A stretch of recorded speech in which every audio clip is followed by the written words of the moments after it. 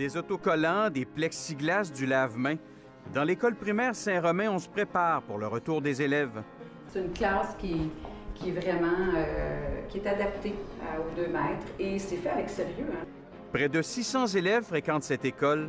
On s'attend à ce que la moitié d'entre eux reviennent. Alors ici, c'est une classe, là, les élèves vont pouvoir entrer, s'arrêter à la station pour se désinfecter les mains. On l'a pratiqué avec eux déjà, il y a des affiches qu'ils ont vues, on va pouvoir en ajouter une ici, puis ensuite ils vont pouvoir entrer en classe. Oui, évidemment, il y a moins de bureaux. Et évidemment, leur pupitre sera attitré à eux. Une distance aussi avec le pupitre de l'enseignant en avant. Ici, plus rien ne sera comme avant. Il n'y aura plus de cloches.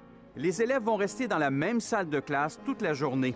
Dès leur arrivée, jusqu'à la fin de la journée. Donc, c'est la même chose. Le dîner va rester en classe, les élèves vont rester ensemble dans ce local-ci. Les adultes vont se promener, par contre. Puis, bien, au niveau de sa journée, les enseignants vont travailler sur ce qui est essentiel à revoir pour le passage à la prochaine année. Le gymnase, la bibliothèque de l'école vont rester fermés, tout comme le local de musique et d'art plastique, qui pourrait éventuellement devenir des salles de classe s'il y a plus d'élèves.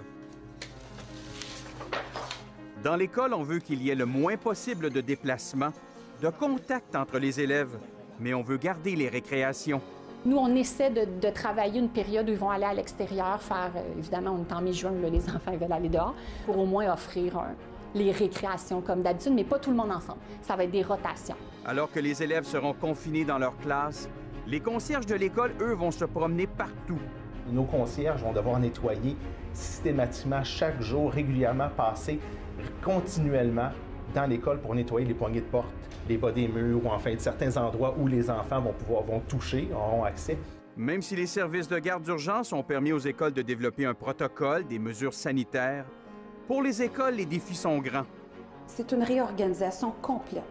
Vous savez, la COVID nous force tous à recréer un monde qui est complètement différent.